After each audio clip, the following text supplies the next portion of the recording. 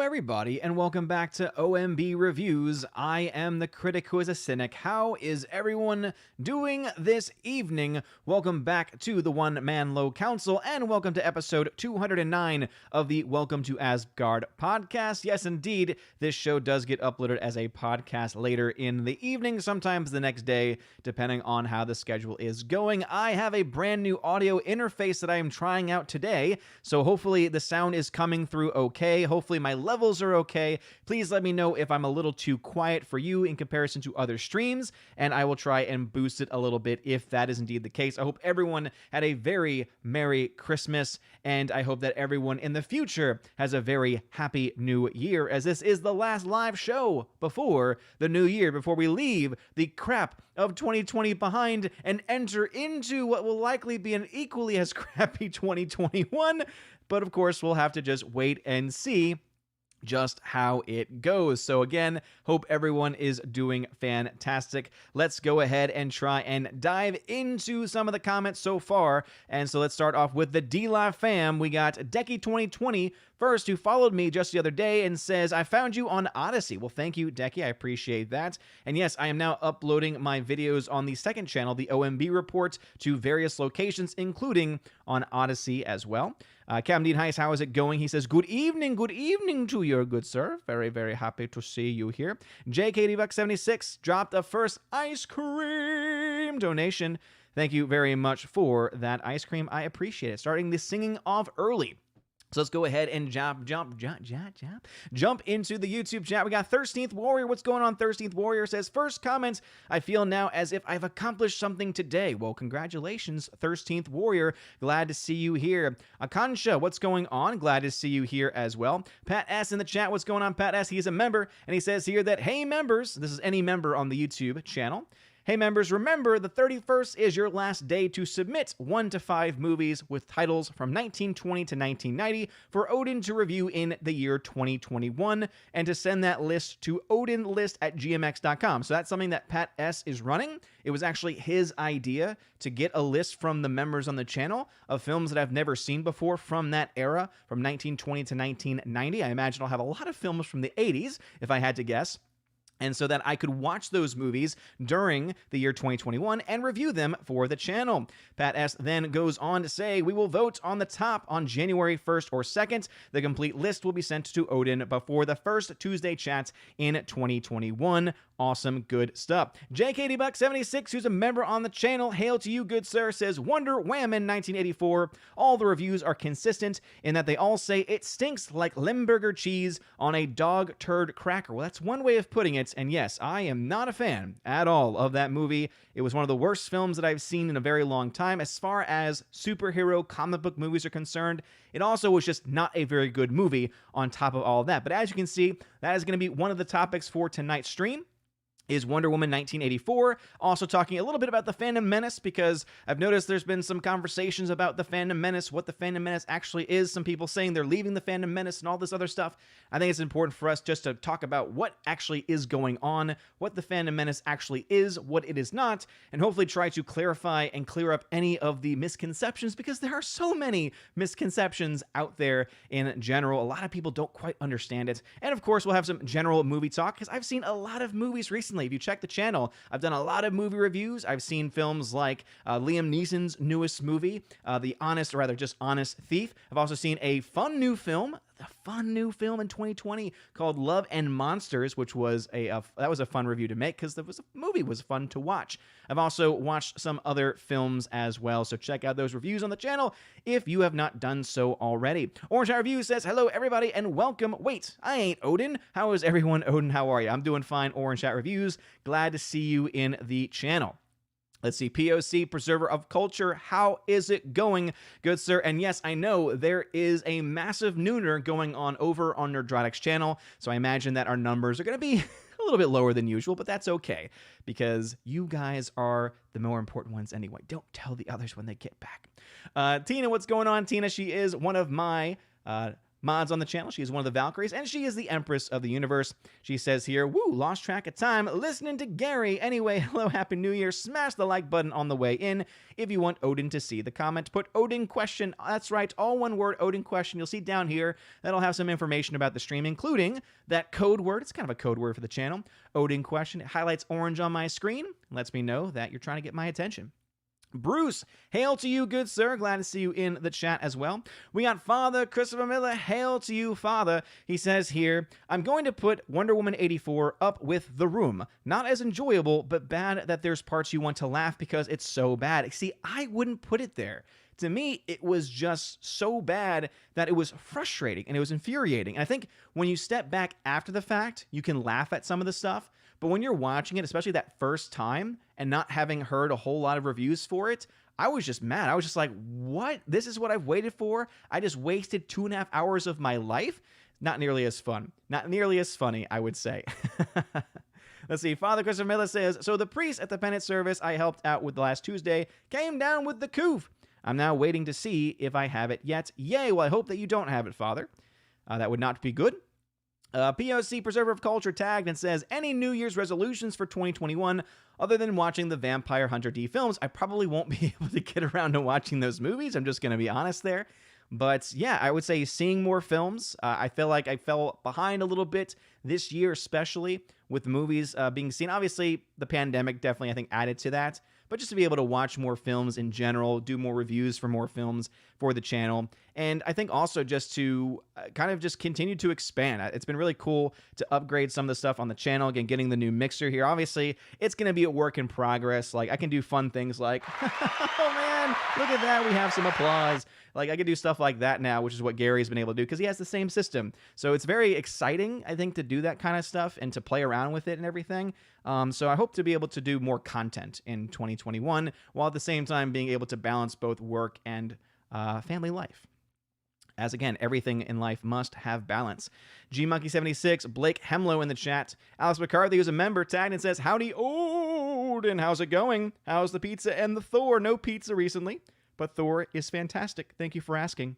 The Kingslayer at 659. Hello, Mr. Odin. Have you season 4 of The Crown? Have you seen season 4 of The Crown? It's amazing. I actually don't watch The Crown. It is actually not a show that I've ever been into. My wife watches it, and she has good things to say about it, but just never been my cup of tea, to be honest. The Animation Commentator, what's going on, good sir, at 7 p.m. sharp, tagged me and says, howdy, Odin. How was your Christmas? It was great. Had a lot of family over, but baby Thor got kind of overwhelmed by it all because he had two weekends in a row where he was just surrounded by family who wanted to hold him at all times. And I think it just disrupted his schedule. I think it's kind of very much like his mom and dad, where we're both introverts. And so we need that alone time. We need, that close cuddle time with just the close family and not anyone else. So I think that is definitely something that, for me, I'm glad that we have now a couple of weeks to kind of, detox a bit. And already, as soon as, my own family left today, he started to calm down just a little bit more. And so I think that he's very much like us in that way and in that capacity. So let us see. Pat S. talking still about the list. Again, thank you, Pat S., for doing that. Check out Pat S. if you want to find out if you're a member on the channel. A member on the YouTube channel specifically, you can be a part of that and ask him for more information. ZK-Man, who's also a member. What's going on, ZK-Man? He says, what's up? How's everyone doing? Sorry, can't stick around for the stream. Just wanted to stop by and show a little support. They scheduled me to do inventory at work. Have a great night. Oh, well, I'm very sorry to hear that, K-Man. Hope you are doing well. Hope you are safe in your crazy, crazy neck of the woods. Glad to see you here. Nathan Slade tagged and says, good evening, Odin. Hope your Christmas was merry. It was indeed. I hope yours was merry as well. Appreciate you. Let's see. Rosie G12 is a member. Hail to you. Glad to see you in the chat. Thank you very much for being in here. All right. Let us see where we are in the chat. One thing I do notice that I'm going to try and play around with is I do have something on here called noise gate, which just means it cuts out background noise when I'm not talking. But I did notice that it does sometimes cut off breaths. So I'm going to have to find out and tweak the settings so that either it cuts off all breaths and nothing else, or just turn it off completely and have the background noise in there. It's not a lot of background noise, but, I'm trying to be as professional as I possibly can. All right, let us see where we are in the chat. Rosie G12 says, hail chat, Rosie G12. Hail to you. Pat S says, it's kind of flat, Odin. I don't know why it would be flat. I've got something on here called the big bottom, so there should be some nice bass to it. I have most of the other settings off. So I have a compressor on because it does boost the voice, and I do like what it's doing. And also, to be honest, I haven't gotten to a point yet where it's actually done a whole lot of compression, so I don't think that would be the issue. I think I have the high-pass filter on potentially, so maybe that's what's causing. I don't know. I don't know why it would be flat of all things, though. But again, I think all ears are going to be slightly different. Let's see. Super Anime Gamer, what's going on? Super says, hey, what is up, my dude? How was your Christmas? Christmas was doing well. Rosie T12 is a member, says, is it just me, or have all YouTube ads gotten super racy as of late? I don't know what you're talking about, Rosie G12. Tell me more. Tell me more. JustJoe47, welcome to the chat. Glad to see you here. Nathan Slayton says, may I ask you how long you have had this channel? Yes, I've had the channel now for about 2 years. It's crazy to think that it's been about 2 years, maybe even getting closer to 3 years. And yeah, so the channel itself has actually been around for longer because it used to be my personal channel. And then it got rebranded when I launched the official, when it was Odin's movie vlog channel.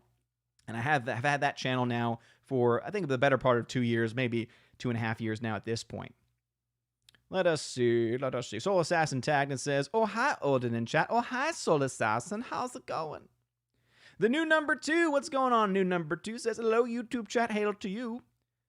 We got a fantastic channel name called Literally Mrs. Doubtfire. Great film. At the end of a long day, would you rather A, I'm not going to read that one, or B, a foot rub? So I'm going to say neither. I don't want either of those things, to be perfectly honest. And that was inappropriate. I don't know how you got past our censors. It's okay. Some people don't see those types of things. Anyway. Hologram Nunchuck, what's going on? Glad to see you in the chat. Hail to you. Manuel Beltran, what's going on? Hologram Nunchuck says, hail Odin. Matthew Highland, how's it going? Glad to see you in the chat. Slicer Neons at 703 says, I hope 2021 is better than this year. Family just lost our dog this weekend. No, 14 good years with her. A great dachshund who will be sorely missed. Slicer Neons, very sorry to hear that. Yeah, my family, my mom and dad have dachshunds. I've had dachshunds now for years. It's always sad when any dog passes away. 14 years, though, for a dachshund is very, very good. So I would say, yeah, 14 great years. You know, unfortunately, dogs, as beautiful as they are, has just so much love that they can't stay around for too long, which is very sad. But thank you for sharing that with me. And again, I do hope that 2021 is indeed better. Super says, question, will you be discussing spoilers for Wonder Woman 84 this weekend? I know it's a trash fire, but it's one I want to experience for myself. There's a very good chance that we will, but I'm going to be perfectly honest, Super. It's not worth it. It's not worth, at this point, if you've not seen it yet, it is not worth avoiding the internet and avoiding spoilers for this film. It's 2.5 hours of complete trash. I understand that you want to experience it for yourself, but I'm going to be completely honest here. It is not going to be worth the hassle of shutting streams off or staying off the internet to avoid these things, because even the spoilers that are there, really, there's nothing major, in my opinion, there's nothing major that happens in this film that you don't already know about. I mean, the trailer already reveals to me one thing that would be the biggest thing, which is the return of Steve Trevor. And again, that's not a spoiler. It's in the trailer. It's in the plot synopsis of the movie. So I don't think, other than that, there's anything major that happens plot-wise other than just the generic plot of the story. And to me, it's not compelling enough to warrant a spoiler-free warning. So I'm just going to be honest here. If I spoil anything, sorry, not sorry. It's a film that's really not worth the avoidance of spoilers at this point. It's that much of a trash fire. And you all know I'm usually very good about respecting people not wanting to know spoilers. But when it comes to films like this, no. Let's see. JKD-Buck76 says, Blunder Woman. Yes, indeed. That is an accurate title for it. Father at 704 says, probably never saw 1984's Supergirl, which I would dare say is worse than Wonder Woman 84. Yeah, I have not seen that film, but definitely sounds, it definitely sounds like something to me. Okay, so I don't know what's going on here, but Tina, can you take care of the channel Literally Mrs. Doubtfire, because that person's saying some inappropriate things I don't know what's going on. It's a great name. It's a great channel name, but they're saying some inappropriate things and asking inappropriate questions. And so, sorry, Mrs. Doubtfire, this is a PG channel. This is a PG channel. It's a PG chat. That kind of nonsense is not tolerated here. Thank you very much, Tina. I appreciate that. All right, Soul Assassin tagged at 704. I haven't seen Wonder Woman 84 yet, but feel like I did with all the talk about it. Yeah, and there's so many clips now on Twitter, of all things, too, where to me, it just honestly, there's no excuse. There's no excuse for the mistakes. There's no excuse for the nonsense that this film has. To the point where even some people have noticed that in the glasses, in the reflection of the glasses of Kristen Wiig's character, you can see the green screen. That's the kind of stuff that you make mistakes with in film school, not on a multi-million-dollar film. And the fact that so many people are still going out of their way to defend Patty Jenkins on this, saying, it's all the studio's fault, it's all the studio's fault. She has not said anything at this point to indicate any major studio interference. She has taken full ownership of this movie, and so because she has, guess what? Great, she has full ownership of this movie, and it is terrible. And I'm already someone that was not a huge fan of the first one. The first one was okay. It was a B tier film. I think I gave it a B- at the end of it. The CGI in that film was also not that great. It was better than when we got in this, but also the story too just was not very good, especially that third act. Dear Lord, there was a clip that someone was sharing just earlier today of the ending of that film with her and was it Ares? Again, I forget that movie. I haven't watched it since it first came out. And it's like a conversation between her and Ares, and it's so cringe. And I'm thinking to myself, how is this woman still working and is seen as this major filmmaker at this point when she's only done 2 big budget films? And everyone says, go watch Monster, go watch Monster. I don't want to watch Monster. I'm not a big fan of Charlize Theron in general. And to be honest, I'm not impressed by what I see when I look at clips from that movie. I don't want to watch it. So maybe I'll watch it one day, but at this point, I've not seen anything great that Patty Jenkins has actually done. I'm not saying that she's complete trash, but I'm also not saying that she's great either. Again, if someone is so obsessed, if Lucasfilm and if Disney are so obsessed with trying to get their first female director of a Star Wars movie, I don't know if they've gone after her yet or not, but there is one female director that's been working in Hollywood for many years now, has proven herself as a director, and not just that, but as an action director as well. And she has directed small, little, tiny films like The Hurt Locker, like Point Break, like Zero Dark 30. Now, I imagine that they've probably asked her to do these films, and she's turned them down because she's like, I'm not going to work in your crappy studio system. I've seen all the behind-the-scenes nonsense and chaos. Why would I want to put my name on that? And that, of course, is Catherine Bigelow, for those who are wondering.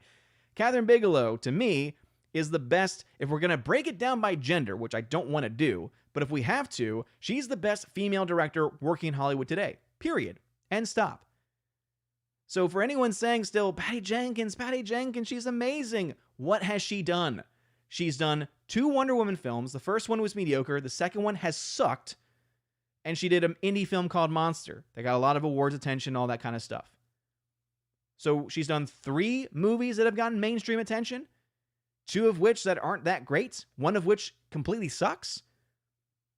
And some people are going to try and put her on par with other major directors like a Nolan.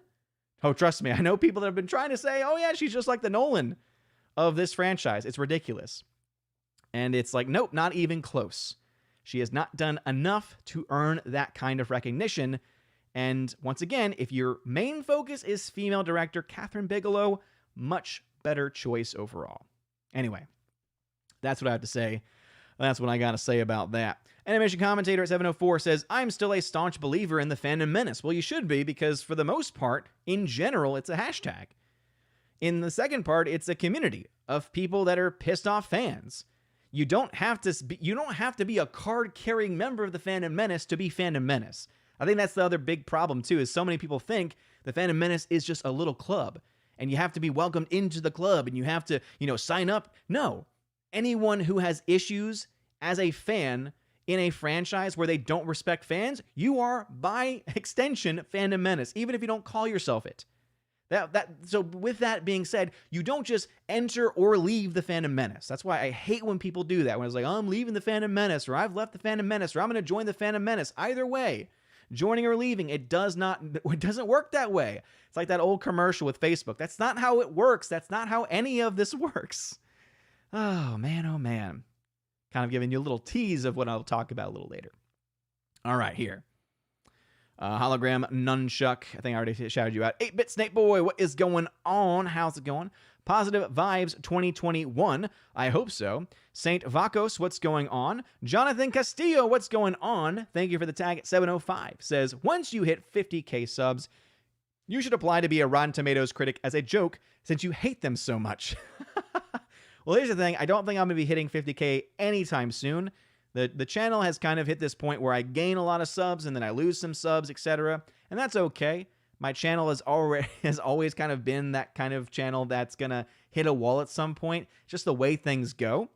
So we'll see what happens in the next year, and we'll see what the future of the channel looks like. I've always said at the end of the day, it's not the number of subs. It's not the quantity, it's the quality of the subs. And so the fact that I've got such a great community here in Asgard, and by extension in the Fandom Menace, that's what makes me happy. And it's all about being happy. It's all about having fun. Once I stop having fun, I won't do it anymore, but I'm still having a lot of fun. So that's not going to be anytime soon. And so it's been a lot of fun. But no, if I ever did hit that, and if that was some qualification for Rotten Tomatoes, I would actually do it just so that they would have at least one honest critic on Rotten Tomatoes that could drive down those scores that are artificially high. Like, that would be the only time that I would ever actually actively use Rotten Tomatoes again, because I haven't used it in forever. And so I would use it only then if I could then be a part of that. Because I would love to be an honest critic there, because they need more. They have so much access media shills that will get those early screenings, artificially inflate scores for movies, and then as soon as it comes out and all the other critics, maybe the smaller critics that don't have as much access, they can start putting out real reviews, and then it drops down. Notice how, what did they use those early reviews for? It is a certified fresh movie on Rotten Tomatoes. Guess what happened like a day or two after it released? Not certified fresh anymore. I wonder why. Crazy, crazy, crazy. All right, Slicer Neon says, as a reminder to fellow Star Wars fans, you can love the franchise whilst hating the company and the stupidity, wankery of the cast. Hashtag Order 66 Lucasfilm. Do not let them ruin Star Wars for you. And I think that's going to be something that's going to be up to the person. I think for a lot of people, and it makes sense, Star Wars has been ruined because they took characters that people love and destroyed them. And so to me, if anyone thinks Star Wars is ruined for them, I understand it. I'm not one of those persons. I can still go back and watch the original trilogy and have fun. I can still go back and watch the prequels and laugh my ass off because of all the memeable content that's in those movies. I can go back and watch Clone Wars and have fun, Rebels and have fun, because I'm a fan of both of those shows. So I can go back and do that. I can go back to the EU Star Wars novels and enjoy those stories and think, man, if they had only taken this direction instead, which of course they didn't, because there was no source material. They could have done all those things, right? But I'm still a fan of Star Wars. But there are many that are not, and I totally understand why at this point. All right, Jonathan Castillo, tagged at 705, says, have you ever or had an interest to write a screenplay of your own? Yes, I have. I've always wanted to get into, one of the first career paths that I wanted to get into was filmmaking. And so I went to school in a general way with communications, focusing in film criticism. So focusing on deconstructing film, looking at film from all angles. Did a internship in California, actually, for an independent nonprofit company, a production company. Did some stuff there, actually worked as a boom mic operator on a couple of projects. Did some video editing, did some audio editing as well. Very basic stuff there, but I did work as a boom mic operator and worked with some sound teams that had worked on other smaller projects. Like, I'd worked actually professionally with television and news and that kind of thing. So I got to work with people that were working professionals, right? And what I really quickly realized was that in order to make it, you literally have to work every single day. You have to constantly find projects because they don't last forever. And it was at that moment I realized this is not for me. So yeah, it would be really cool to do so. However, I don't have the mental capability because of my ADD to sit down and just write out and hash out a story. So I've never been one for creative writing, but I have thought about it at some point. He goes on and says, The Ten Commandments comes out in 4K in 2021. What are your Catholic opinions on the movie, and what your movie critic opinion on the movie? So I've only seen The Ten Commandments once in theaters, in fact, with Greta Zenner, who sometimes joins in the channel. She's one of the mods on the channel when she's here. And so I actually got to see it with her. It was the first time that I had ever seen it. Got to see it on the big screen of all places. And I think it's a very good film. It's a little long for me, a little long in the tooth. So I'm not the biggest fan of it. I appreciate it for what it is. I appreciate the filmmaking skill that it took to make the movie overall. So I say as my Catholic opinion, I think that it's very, accurate to the biblical account, to as much as it can as a movie. And as a movie critic, I would say I enjoy it for what it is. But at the same time, for me personally, it's a little bit on the long side. It's a film that I would be totally open to revisiting at some point in the future, though. See, Hardwick at 706. Having now seen Wonder Woman 84, the plot leak from about a year ago was indeed fully accurate. It seems there probably weren't any reshoots because everything matched up. Well, it makes sense, too, because I think they had planned to do reshoots, but because of COVID, it made it more difficult, and so they decided just to go ahead with what they had that had already been leaked at this point. So that actually makes total sense to me. See, Orange Chat Review says, I think Wonder Woman had the potential to be good, but they went heavy with their inspiration, in my opinion. If they made Pedro just play a villain and not inspired villain, it would have been good. I would actually say it goes even beyond just the Pedro Pascal inspiration, because all characters and all villains are inspired in some way or another. The issue with inspiration comes in with the fact that even the score, and this is something that Robert Meyer Burnett has pointed out on Twitter, and so shout out to him. He's pointed out that, and this is something I didn't notice, Hans Zimmer borrowed part of the score from Sunshine, which is a great film, by the way, excellent film, but used the score from Sunshine in the movie. And he's thinking to himself, this is a over $100 million film. Why are you borrowing scores? Now, they have the rights to it, so it's not like they did anything nefarious, but why aren't you writing your own score? You're Hans frickin' Zimmer. You are a talented guy. And yet they are using and repurposing scores from other movies. So I think that actually the inspiration problem comes in with the fact that they borrowed from scores from other movies. Patty Jenkins herself has said some scenes were inspired by other films, including the mall scene, apparently inspired by Superman 2, but not the Richard Donner version of Superman 2, and all of those other things. So, absolutely. Orange Hat then says, and touch up that awful CGI. And here's the thing, you couldn't fix that CGI. And the reason why was because when you use so much CGI, even if you clean it up, you're still overusing CGI. You're still overusing it. And that I think is something I tried to break down in a video recently, and I've talked about it before on the channel too. It's one thing to say that CGI is good or bad, right? The actual image itself, the actual computer-generated image, whether it is good or bad, well-designed or not. There's then this other aspect of how much CGI do you use? And so many films today, unfortunately, have mediocre to bad CGI, the actual image, and they overuse it, which makes it just terrible use of CGI in general. So again, there's terrible CGI, and then there's terrible use of CGI, and Wonder Woman 84 had both of them in spades.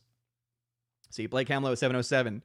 In movie news, Ghostbusters Afterlife has finished filming, and it's set to release on June 11th, 2021. I still have hopes for it. I really like the first trailer a lot. We'll have to, of course, wait and see whether or not it lives up to that hype.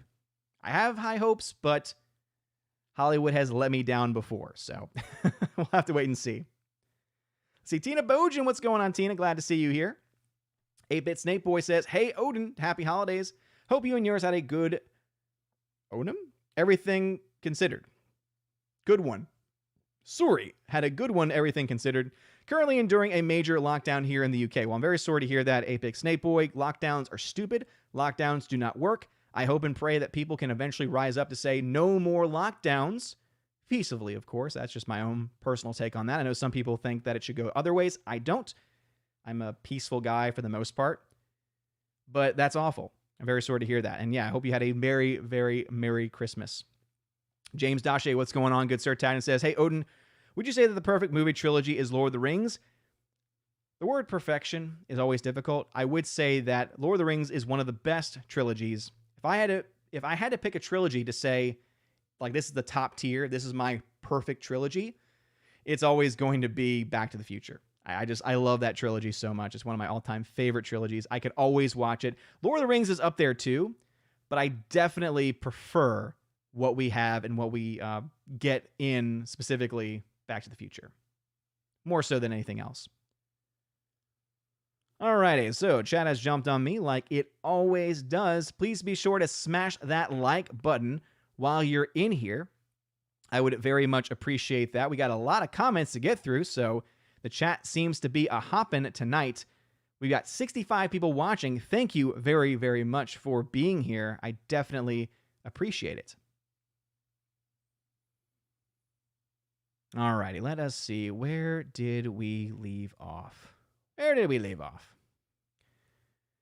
Okay, it looks like some comments may have actually been skipped already. Dear Lord, that's a hoppin' chat tonight. So let me jump over now to my D-Live fam real quick. And let us see. Oh, boy. So it looks like I don't have any mods over there. So I'm going to go ahead and just, let's see. I don't want to ban the sticker. I want to ban the guy. Because he's being a tool is what he's doing. For some reason, it won't let me. I don't know why. Let me ban the sticker. Okay. I can ban the stickers over there, but I can't do anything else. That's just, yeah. Again, I really wish that I could do something, but unfortunately, I don't have any mods over on D-Live right now. So, and because all they're doing is spamming stickers, I can ban the sticker, but for some reason, it's not letting me ban them. And again, this is one of the biggest problems that D-Live has, is just way too much freaking spam. It's so ridiculous. It really is. So very sorry. Anyone watching on D-Live right now, I apologize for these asshats. Daniel Thorne, thank you for being in the chat. I very much appreciate you being here. Let me see if I can do anything. Again, I don't want to do that. I just want to get rid of this person. Anyway, so I've banned the stickers. That's pretty much all I can do at this point. Anyway, Daniel Thorne says, on Rotten Tomatoes, Wonder Woman 1984 has a critic score of 62, all audience score of 43, Ghostbusters 2016 critics a 73, and all audience a 50. I think that's actually a very good understanding and reason as to why I hate Rotten Tomatoes. Daniel Thorne then says, so critics and audiences both agree Wonder Woman is worse. And I would say no. I think Ghostbusters 2016 is absolutely worse than Wonder Woman 1984. I think it's hands down worse. I think it's because there are so many more people reviewing at this point over on Rotten Tomatoes for Wonder Woman, and that's the reason why it's in that way. Anyway, Captain Dean High says, we just tend to ignore the names that we don't recognize. Yeah, normally we do, only this person literally spanned like 50 different messages, like to an insane degree. And because they're not putting text, it's not letting me ban them, unfortunately. So anyway, let me go ahead and see. Daniel Thorne, I'll go ahead and set you as a moderator, actually. Because Daniel Thorne, you're always in that chat. So if that happens again, you should have the power, hopefully, to take care of any future trolls over there. So thank you. James, what's going on, dude? Thank you for the $1 donation via Streamlabs. Thank you for donating via Streamlabs, by the way. Says, would you say Hook from Steven Spielberg is a classic? I would. So that film came out in the 90s when I was a kid. So for me, that is absolutely a classic movie. Now, the term classic movie can be used in a wide variety of ways, from a wide variety of years and genres, etc. I would say yes. I love that movie so much. I think that it has actually one of the more underrated scores of all time. So thank you very much, Daniel Thorne. I appreciate that. Again, obviously, you have, for some reason, you have more abilities than I do, but hey, thank you very much for being here, Daniel Thorne. I appreciate it. Yeah, for some reason, mine wasn't. But I'm glad that it is for you, Daniel Thorne. That way, anyone who does that again, boom, you can lay the axe down. So thank you very much for doing that, good sir. I appreciate it. And I'll get back to my D-Live fam in just a second. Let's go ahead and dive back over into the YouTube land. Elizabeth Lyons, welcome to the chat. Keely Chow, welcome to the chat. Let us see. Rosie G12 says, ads for, quote, games on YouTube feature animated women scantily clad dancing around. I can feel myself blushing as I write this. Ah, yes. Well, those have been around, I will say, for a long time, Rosie G. And I agree with you. I don't like that. Becky Browand, how is it going? Glad to see you in the chat. All right, let's see. Rosie G12 says, sorry to hear about your dog. It was not my dog, Rosie G12. It was someone else. I was reading someone else's comment about their dog. So yeah, my 2 puppies are both okay. Oldest is 4, so we still got a ways to go. I'm hoping and praying, but obviously, unfortunately, anything can happen at any time, especially when it comes to dogs. See, Nathan Slay at 713 tagged and says, if 2021 is worse than this year, that would really suck. What would suck even more, we wake up on New Year's Day and it's New Year's of 2020. So basically you're saying like a Groundhog Day situation? Yes. If we had to relive the year 2020 over again, that would be awful. I will say with the one caveat being my son was born in 2020, and that will always be able to dispel all of the darkness of this past year. So, shout out to you, baby Thor. Alice McCarthy at 714 tagged and says, I've seen the Wonder Woman 84 a few times, 6.5 out of 10. Alex McCarthy being the person who told me after his first viewing, I liked it. Alex McCarthy also being a person who liked a film like R.I.P.D. Alex McCarthy has terrible movie opinions. Alex McCarthy is an Asgardian. Much love to you, good sir. Thank you for being here. MGDGI, welcome to the chat. That was a newer name. 13th Warrior at 714, who's a member, says, Odin, when are you going to do your origin story a la Wonder Woman 84, but with good CGI? If I knew anything about how to create CGI, maybe I would. But I don't have that. I don't have that capability. Andrew Hoyle at 714, he's a member, says, hail everyone. 15 minutes late, but I'm here now. Well, thank you, Andrew, for being here. He is one of the chosen of Valhalla, and hopefully we'll be able to get him on the January stream. JM2021 tagged at 714 and says, do you think that Wonder Woman 84 is worse than Captain Marvel? In some ways, yes. I think the CGI in Wonder Woman is much worse than the CGI in Captain Marvel. It's not great in Captain Marvel, but in comparison, Wonder Woman 84, I think, has worse CGI, more so worse use of CGI. Captain Marvel is by no means a good movie. That's why I love when people say something is worse than this or better than that somehow it means that you like whatever the movie is that you're comparing it to. That's not the case at all. They're both terrible films. I would much rather watch Wonder Woman 84 again than Captain Marvel. That has more to do with a bias because I think that Brie Larson is a despicable person. But neither are good films. See, Pat S. says, R.I.P. Ellen Page in memoriam. Top 10 Ellen Page indie films in no particular order. Into the Woods. I forgot she was in Into the Woods. An American Crime. Whip It. Super. Will Be Wonderful. I've only seen one of those movies. I've seen Whip It, which was not a very good film. The best Ellen Page film that I've ever seen was Juno. But that's not saying much because I don't like Juno. Actually, you know what? I would take that back because she is Kitty Pryde in the X-Men movies. So I would say the first 2 X-Men films, is she an X2? Or is she only I think she's an X2. I don't think she's just an X3. If she is just an X3, well then, I can't think of many films that I actually really like with her. And no matter what she says, she's still Ellen Page. She's still a lady. You can't change that. Anyway.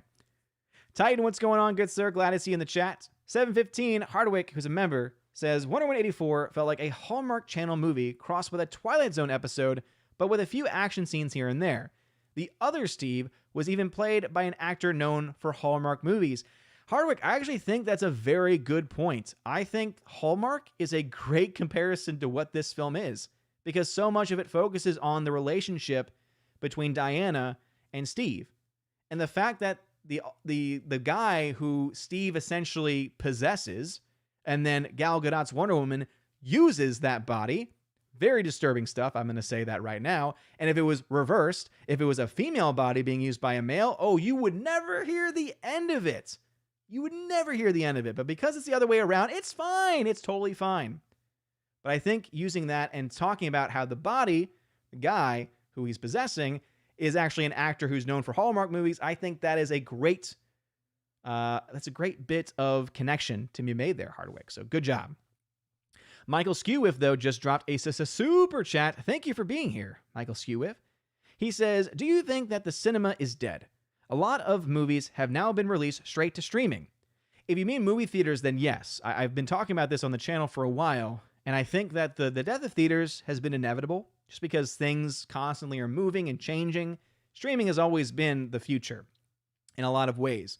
I think eventually you're going to find it where it's going to be some variation of streaming mixed with, I'm trying to think of the word for it. I'm blanking on it right now. But basically, when you put on the helmets and you dive into the world itself, I know there's a word for it. Please, only one person in the chat. 20 minutes from now, I'll read it. So please don't have just 1,000 people saying, this is what you mean, this is what you mean, because I'll probably figure it out anyway. But if one person says it, you don't have to worry about it, because then I'll see it. And it's okay. But anyway, I think that will be the future more so than anything else. And so because of that, yeah, cinemas essentially are going to, as far as cinemas being the main commodity or the main way of viewing movies, of consuming film specifically, then yes, I mean, I would say that it's dead in that capacity. Movies, I think, are far from being dead. The way in which we consume them, that I think is starting to change faster than what initially I'd anticipated. Before the pandemic, I said they probably got 5 to 10 years. Now it's like, I think within 1 to 2 years, you're going to see the massive film world that we've had, the massive box office, all that stuff is going to be a thing of the past, is what I personally think. Also, Miss Martin Muses, thank you for the $1 super sticker. I'll shout it out once I get to it, but I'm assuming it's a rose. Thank you very much, Miss Martin Muses, for the rose. Always appreciate it. Let's see. Nathan Slay at 715 says, I got Whiplash, Edge of Tomorrow, and Birdman Under the Tree on Christmas Day. Can't wait to watch them. Those are 3 excellent movies, Nathan Slay. I hope that you enjoy all 3 of them. Nathan Slay then says, Wonder Woman 84 sounds not only meh, but really weird. Steve Trevor is in another man's body. What? Yeah, I mean, those kinds of films have always existed. The issue to me comes in to the fact that it makes no sense. Because the concept that's established in the movie is that there's this wishing stone, and you can wish for whatever it is that you want, but it's going to cost you something. And so initially, when she wishes for Steve Trevor, the cost seems to be it's not physically Steve Trevor, but rather Steve Trevor's soul is brought into another man's body, of which that very same day she sleeps with. Which I have problems on a whole different level for obvious reasons, if you know anything about what I do for a living as a Catholic school teacher. There's a lot of things that I have issues with that. But what makes it even worse is that they then add a second cost, all to push the plot forward. And the second cost is that as long as she's with Steve and holds on to that wish she had and doesn't renounce her wish, she will begin to lose her powers. So she begins to get weaker. She begins not to heal as quickly. She's not nearly as strong as she was before, all because she's with Steve, which basically implies because she is bound, because she is entrapped by this male love person, and this male figure in her life, because she's in this relationship, that makes her weak. Because you're in a relationship and because you love somebody and you're a female, you're weak, and you can't be strong as a female unless you're on your own and leave that stuff behind. That's the message. And anyone that denies that is not paying attention. Anyone that denies that and says, you're looking into that too hard. No. You're not looking at all. You're freaking blind if you don't see that's what's going on here. If you don't see that messaging going on here. And so we have so that's the big issue with the plot. The cost. It's supposed to be it costs you one thing. And if they had started off by saying, oh, Steve Trevor, he's just back, and he has to be let go by her in order for her to gain her powers back, that would make some sense. But instead, they have him inhabit another person's body, which is the initial cost, and then they add a second cost onto it, which is completely ridiculous. That's one of the many issues that I have with that movie, and yet it is a complete crap fest. Anyway, Michael Skewiff, thank you for another super chat. He says, I think you mean virtual reality. Thank you. Yes, virtual reality, I think, is absolutely going to be the future. If you've ever read the book, Ready Player One, Unfortunately, if you've seen the movie, you kind of know what I'm talking about, but the movie's terrible. Book is great, movie's terrible.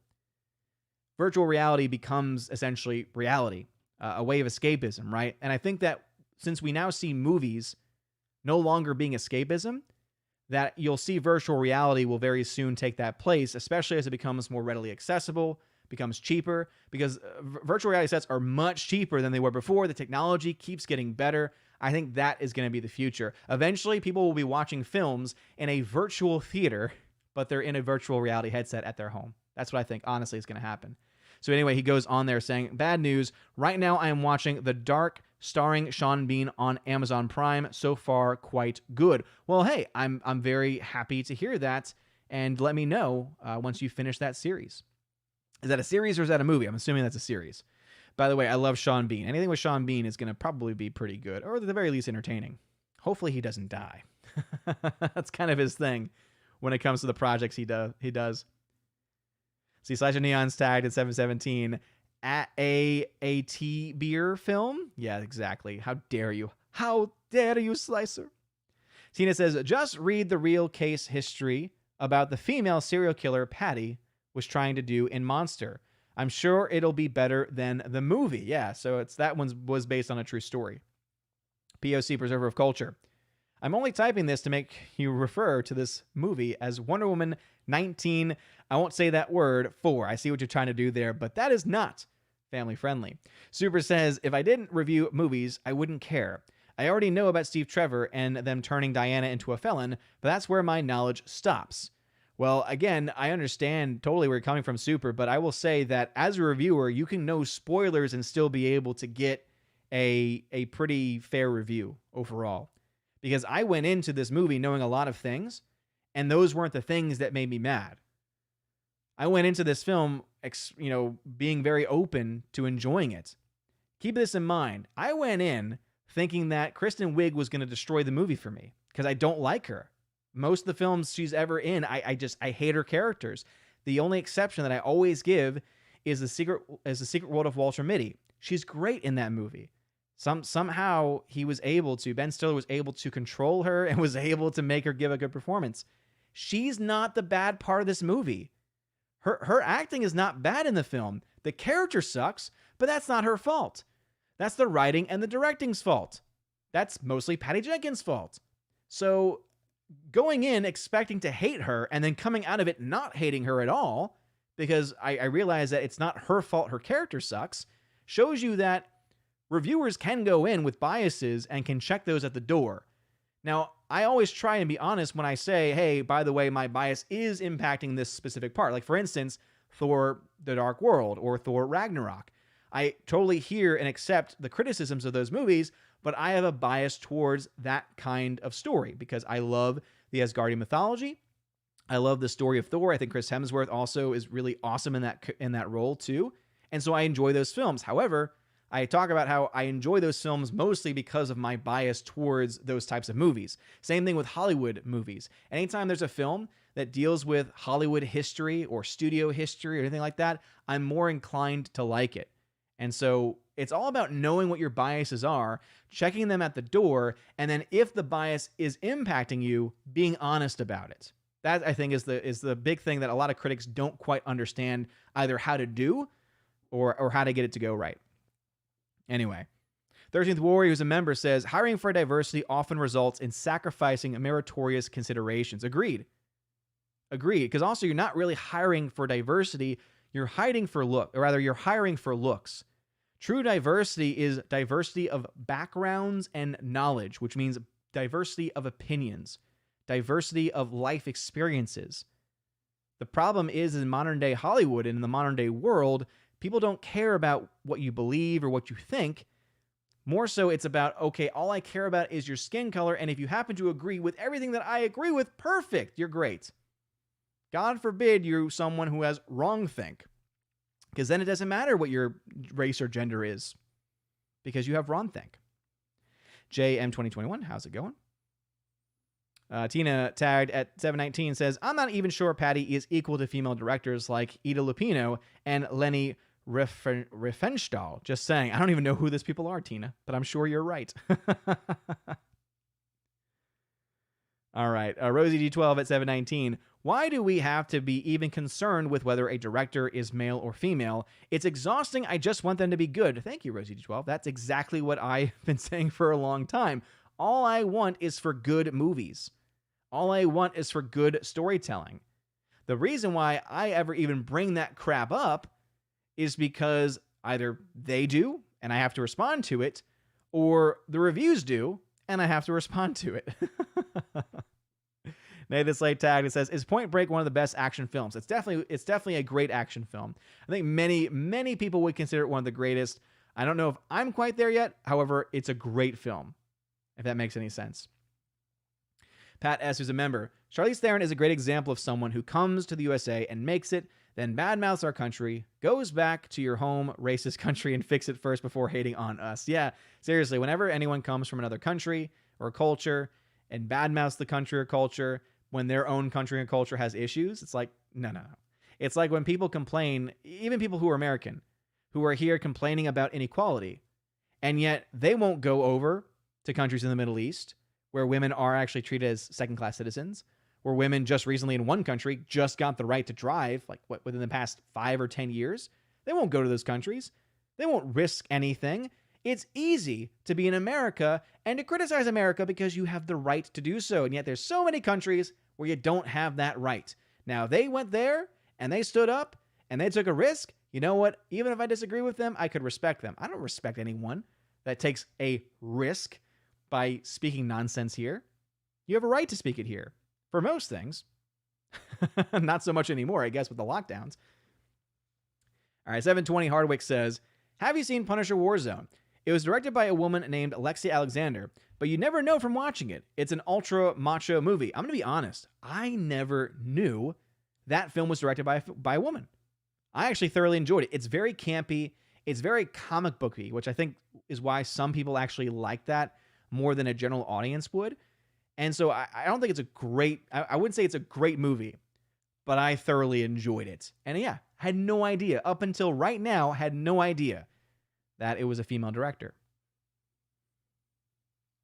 Let's see, Nathan Slay tagged and says, what I would like to know is how the heck is a third Wonder Woman greenlit after Wonder Woman 84 just being tossed on the streaming?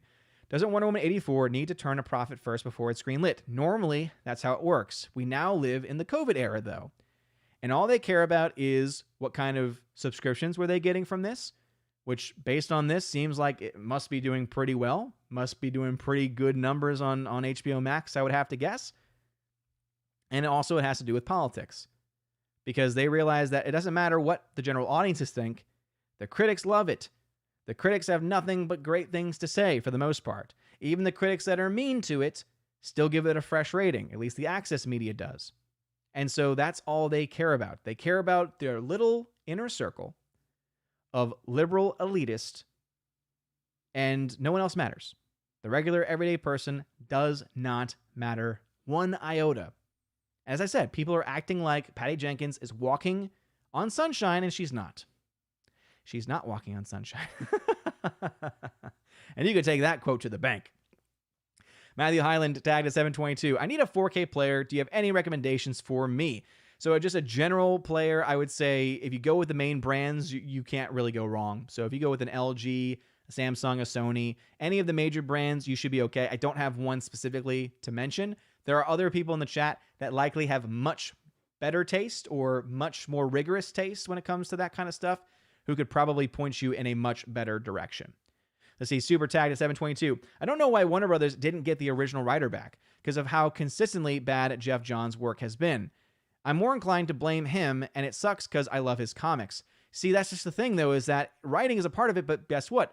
Patty Jenkins was one of the writers, and she was the director, and she was a producer. So to try, and this is, I think, the problem going on right now, it's not just her fault. Let's be very clear. It's not just Patty Jenkins' fault, but I think so many people are trying to shift the blame away from her that they're literally having to jump through hoops just to do it, which is ridiculous.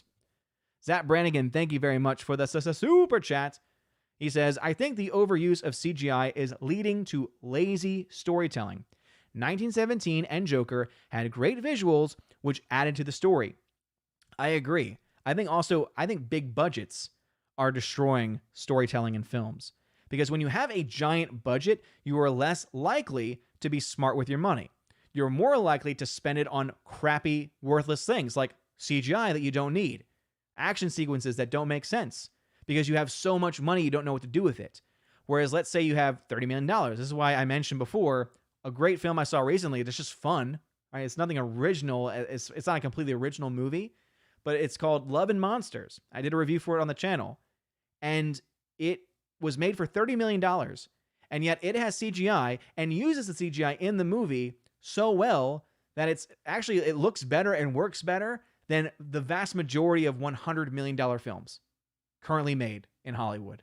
And I'm not even exaggerating there. That's how well used the CGI is in the movie. And they're creating and designing brand new characters, original characters for this movie. And I was very, very impressed by it. So yeah, if you've not seen Love and Monsters, I actually would recommend it. It really was fun. It's a B tier film. Don't get me wrong. It is a B tier film. But I think that it uses CGI so well, especially for what little money they had. But yeah, I think the big budgets actually are more so what leads to bad storytelling. But yes, CGI for sure is also another one of those factors. No question about it. Thanatos Felicitas at 723 says, I will not support a company that insults me. I don't blame you, dude. I don't blame you at all. And again, that kind of gets into, I talked already a lot about Wonder Woman 84.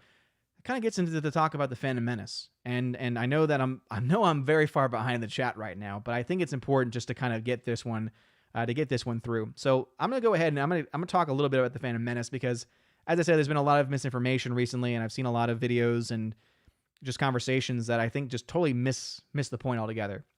And so to kind of get us on the right track, I'm going to go ahead and read an excerpt from The Fandom Menace, Volume 1. So shout out to the author, Stephen Walton, for putting this together, working on Volume 2 and 3 right now, I think. So shout out to you, good sir. And so this is actually from from basically the foreword, from the introduction to the book. And it is a good breakdown of what the Phantom Menace actually is. So not only does he describe what the actual origins of it are as far as the play on words for Star Wars The Phantom Menace, but then he goes on. He says this, hashtag The Phantom Menace is a collective of supporters from numerous genres over a variety of platforms who follow and support many aspects and offerings of the wider entertainment industry. We are fans of science fiction and fantasy mediums, and genres that, in some cases, span more than 3 generations.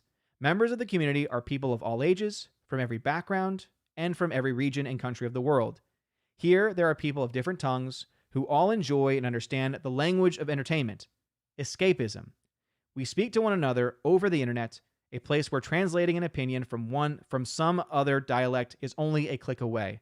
Here is a community unlike any that has come before it. I think that is just a great breakdown. The Phantom Menace is not just Star Wars fans. It's Doctor Who fans.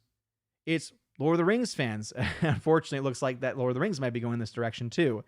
It is also so many other genres, so many other universes. Star Trek. I was trying to think of the other, the big one. The big 3 are Star Trek, Star Wars, and Doctor Who. There are many other fandoms that are included in this, but it's any person who loves escapism and is pissed off as a fan because these franchises, these giant stories, have been taken over by a few elitists who've decided to perpetuate political nonsense and identity politics into their storytelling to the point where the stories suck. And so the Phantom Menace is simply a collection of people who are fans, who have been wronged, and in many cases have been mocked. There's, of course, been this huge talking recently because of Star Wars theory finally kind of embracing what the Phantom Menace has embraced for years now. It's like, welcome to the party, pal. Seriously. It's like, you're a little late to the game here. And he claims to have had no knowledge of how the Phantom Menace was treated, and I don't buy it. I don't buy it for 1 second. I really honestly don't. I think he's completely lying there. Just going to be honest there for a second. Honestly, I really do think he's lying. But regardless of that, that has, of course, led to a lot of attention being brought back to the Phantom Menace. And I think that anyone that says, oh, well, the Phantom Menace is a bunch of grifters, etc., don't know the people who they're talking to. I mean, are you honestly going to call someone like Gary Nerdrotic a grifter for his Doctor Who content? A man who has been a Doctor Who fan for decades? A man who has countless dollars invested in various action figures, various statues, and other memorabilia. And this is the biggest problem, is that people who call grifters, call us grifters, anyone that's a Fandom Menace channel really, a grifter, doesn't understand what fandom actually is. Because fandom itself cannot simply be defined as the consuming of a product. There are many people that consume products. It's rather the consumption of a product that then leads to something more. Going back and watching it again. Giving our money, hard-earned money and time into repeat viewings. Getting action figures. Getting memorabilia, etc. Right? Fandom itself is something that is oftentimes a very expensive hobby. And so when those people who are really the source of the vast majority of the wealth that many of these companies and organizations have, because we all know that the vast majority of the wealth that gets brought in for these different things come from a very small portion of the fan base, the hardcore fans. That is who the Fandom Menace represents. It's any person who is a fan who feels like they have been wronged because they have been spit on, they have been badmouthed, they have been put down, and all the while their stories and their universes that they've been a fan of for a long time are being dragged through the mud and through the dirt. And if you're pissed off about that, guess what? You're Fandom Menace. It's not a club. It's not a membership card. It's not, oh, I'm a member today. Oh, I'm not a member tomorrow. Oh, I'm leaving the Fandom Menace, or I left the Fandom Menace. It doesn't work like that. It doesn't work like that. You don't claim anything. You don't have to claim anything at all. Again, the Fandom Menace is an idea. It is a hashtag. It is several different things, really. Right? It's a community of people. This is true. It is definitely a community of people. It is also a hashtag. It is also an idea. And that idea is that fans should be respected. So if you think fans should be respected, if you think that fans have not been respected, and if you are pissed off about it, guess what? You're Fandom Menace. Whether you realize it or not, that's totally up to you. But I just thought that it needed to be said because there's been a lot of misinformation, a lot of bad things that have been said recently, and it's like, no, that's not how this works. That's not how any of this works. Anyway, let's go ahead and jump over to my D-Laugh fam real quick after that. Philly the Hobbit, how is it glowing? Glad to see you here. Philly the Hobbit tagged and says, worst superhero movie, Wonder Woman 84 or The Amazing Spider-Man 2? I would say I hate Amazing Spider-Man 2 more. Because if we're going to talk about bad CGI, that has some really, really, really, really bad CGI and terrible storytelling to boot. Neither are good. Alexander over there says, I don't like blaming 2020 because it's not its fault. I lost hope in everything because nobody would be positive about anything. It's not 2020's fault. It's just a year. It didn't know what it was doing. Daniel Thorne says, since the studio didn't get involved in Wonder Woman 84, does this mean the depictions of men and the triggering element is Jenkins' personal view? I didn't say that the studio didn't get involved. What I'm saying is that for anyone to say that the studio's involvement is what led to the film being bad would be faulty. Because the studio is obviously going to be involved in certain aspects of the filmmaking process. But because Jenkins has not complained about anything bad with the studio, because she has said, I'm very proud of this work and this is mine, and like she's made it very clear that this is something that she fully owns. So we can blame both the studio and her, but for anyone to try to say, oh, it's not her fault, it's the studio's fault, it's just ignoring reality, I think, at this point, based on what she herself has, said positively about the experience and about her film, and the fact that they're offering her another movie when she has absolutely not earned it in the first place. But is it her personal view? It very well might be. Camden High says, do you think that after the current round of films in development that we have seen the last of the big budget $100 million plus movies? I think that we'll see a lot less of them. I don't know if they'll go away altogether. Obviously, these giant corporations still have tons of money, and they want to pour that money into projects. So I think that you'll still see them every now and then. But I think that, how every year it seemed like we were getting more and more giant budget movies, even for like small ideas and small stories that no one cared about or didn't have large fan bases. I think that's going to be a thing of the past. And that might actually be a good thing, because that should mean we'll get more lower budget movies, which means we should get better stories, because typically lower budget films have better storytelling. We had 83 people watching on YouTube. Please be sure to smash that like button. I would really appreciate it. All right, jumping still in D-Live, Philly the Hobbit tagged and says, Hollywood makes movies for China because they got 1.2 billion people. No, it's true. They see a lot of money in China. There's no doubt about it. And when even China is saying no to a movie like Wonder Woman 84, tells you a lot. All right, Will Gentry, what's going on, good sir? Glad to see you here. He says, howdy all, Father. Hope you had a holly jolly Christmas. Got a question that will take a few messages here. Just wanted to warn you. Oh Lord. Always talking so much, Will Gentry. But anyway, I do hope you had a Merry Christmas as well. Anyway, he goes on. He says, I found a short series on YouTube of a man rebuking the claim that the MCU is full of demonic symbols and is anti-Christianity. It's a 6-part series. Each video is about 15 minutes long, in which he disputes another video's claims that the MCU is full of demonic symbols. It's very interesting, and I wanted to ask if you'd be interested in taking a look. Maybe not. That's not really, I think, my interest. I like looking more so at just movies in general, and I'm already consuming so much content already because obviously I watch a lot of stuff for movies. I also watch a lot of stuff for politics and news because that's also what my second channel is focused on. I don't have time. And also, I'm going to be honest here.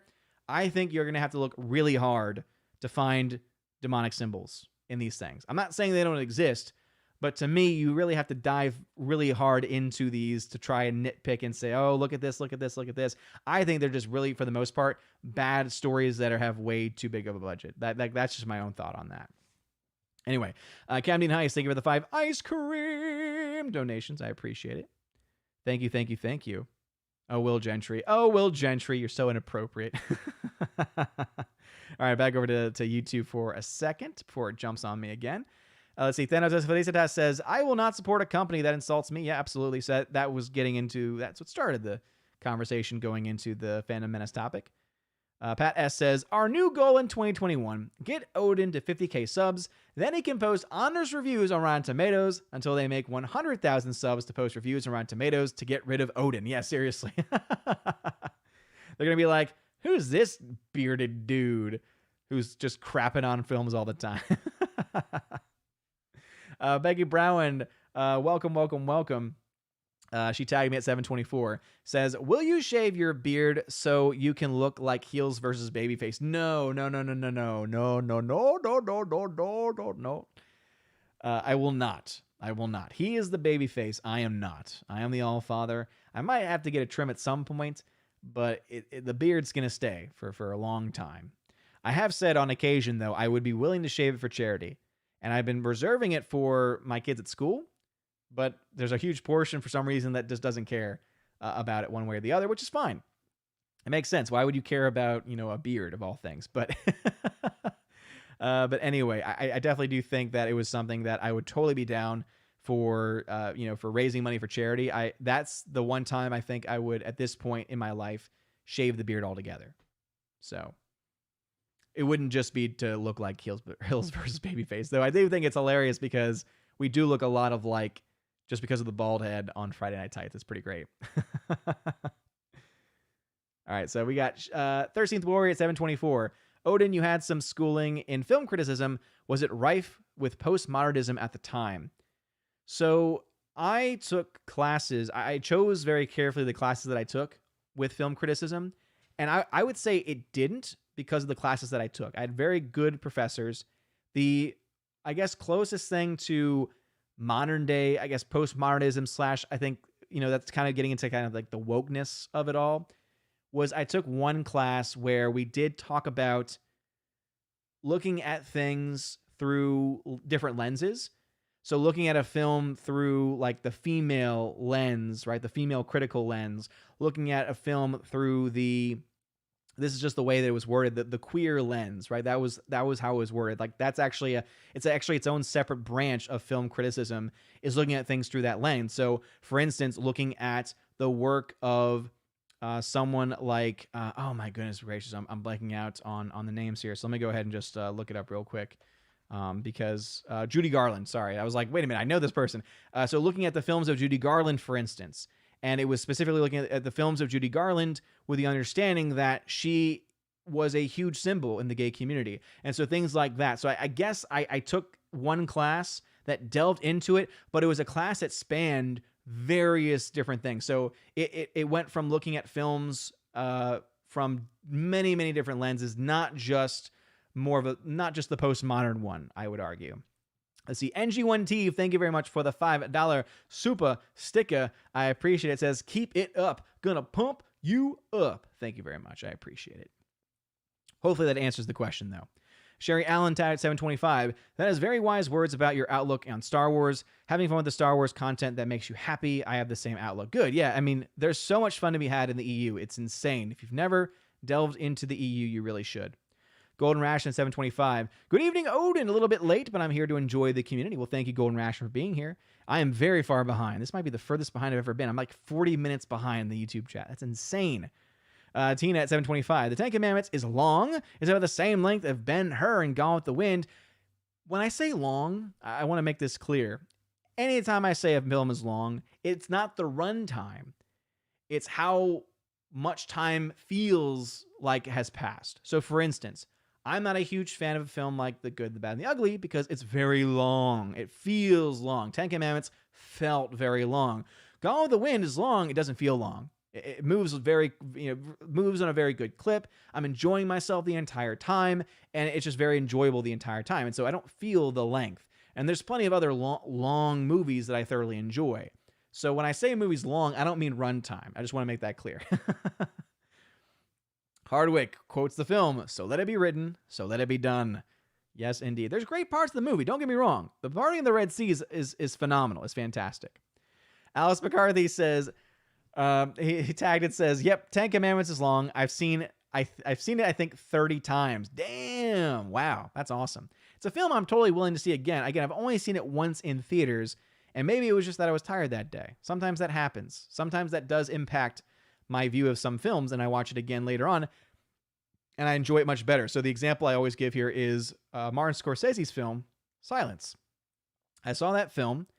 I fell asleep. I fell asleep several times throughout the movie, and then I fell asleep for like the entire last 20, 30 minutes of the film, because all of a sudden I woke up and all I heard were the crickets. Because literally at the very end, you hear just the crickets, and it's just, it was kind of like, oh, I got very comfortable here, and I fell asleep. And then I went and tried to find it because I really wanted to watch it, and I watched it again, and it was fantastic, and I loved it. And I've seen it now again about once or twice. So Rosie212 says, anyone seen my favorite Hitchcock movie, Notorious? Thoughts? I've never seen Notorious. I do own it, though. It's in a 3-film collection from MGM, and I'm looking at it right now, and it has Spellbound, Notorious, and Rebecca. So it's those 3 films. And I have it. I just haven't seen it yet. I know. I need to watch it. I know. I get it. 70B, what's going on? Glad to see you here. You've been here for a long time. But obviously, I'm far behind. Waiting for Nerdrotic. Laura, what's going on, Laura? Lord, I'm so far behind. It is insane. Like, right now, the chat is at 7:29. In real life, I'm at 8:12. I'm over 40 minutes behind. Sadly, once the chat jumps on me, it's going to skip comments. I did not do that on purpose. It happens. Very, very sorry. So if your comment was skipped, I do apologize. That's just the way it goes sometimes. So now, I was at 7:29. The chat now only goes back to 7:52. So there's about 20 minutes or so of comments that were skipped. Very, very sorry if you had a comment that was skipped. If you were in that 7:29 to 7:50 time period, please feel free to repost your comment. Only if you know that it was in that time period. The last, most recent comment that I have now is from Matt Vader 74. Hail, Matt Vader 74. Guys, check out the Salty Nerd podcast. It's a fun group of people, including the Salty Nerd himself, Matthew Kadish. Also have Matt Vader as well. And it's a great podcast. They're growing. They're constantly growing and evolving, and it's really cool to see all that happen. And also, they have the same kit that I have. They have the Rode Procaster too. So thank you also for for the recommendations. I think I talked to Matthew Kadish a little bit about it as well, and he spoke nothing but high praise about it. And so obviously I just got to say, to the Salty Nerd podcast, shout out to you, Salty Nerd podcast. So thank you for being here. I appreciate it. Alrighty, let's see. Hamilton Burger, what's going on? Rob D. Tadden says, give it time. HBO Max is going to host live death matches to get their subscription numbers up, like in Death Race, Gamer, and Guns Akimbo. You could see it. Speaking of good films that I forgot came out this year, Guns Akimbo is a lot of fun. Matt Vader, who's a member, says, Patty Jenkins, not a good writer. Yeah, based on what I've seen from her, I would totally agree. Everyone says you got to watch Monster. You got to watch Monster. So, Matt Vader, have you seen Monster? And is it a good movie / is it well written? Because I don't believe it. By the way, it looks like RK Outpost was here at some point. So, RK Outpost, shout out to you. He's awesome. 76 people watching still. Smash that like button, please. I would appreciate it. Let's see. Pat S says, remember the Alamo, The Real Place, and the one with John Wayne. Not so much the one with Billy Bob Thornton. Hologram Nunchuck tagged, do you have a favorite Western? I actually do, and it's a modern retelling of a classic Western film. I've never seen the original, and that is 3:10 to Yuma. I've never seen the original, but I love the newer version with Christian Bale and Ben Foster. It is fantastic. Russell Crowe's in it, too. It is fantastic. I would say that's probably my favorite Western. And now everyone in the chat's like, how dare you choose a modern-day film as your favorite Western? Well, guess what? If I had to choose a second option, it would be The Hateful Eight, another modern-day Western, but it's a good movie. I actually, to be honest, do not tend to like the classic Western genre. It's just not my genre. Just not my thing. Hardwick at 754, who's a member. I think Charlize Theron is a great actress, but she is nuts. She's raising her son as a girl and is for gun control, even though her mother used a gun to save herself from her abusive husband. Yeah, she's insane. And I honestly think that what she's doing to her child is child abuse. And I am never going to be okay with that. Rosie G12 at 755. Giant movie budgets end up being filled with shiny things and no story. Exactly. Because they focus so much on the visuals, they miss out on story. I would say, and some people might not like this, that is the biggest problem of Zack Snyder. He focuses so much on visuals that he loses the story, which is why I don't like most of his films, because one, the visuals aren't even that good, and two, there's no story, or there's no good story there. I know I just pissed off a bunch of people, but that's just my own thing, all right? You all know this by now.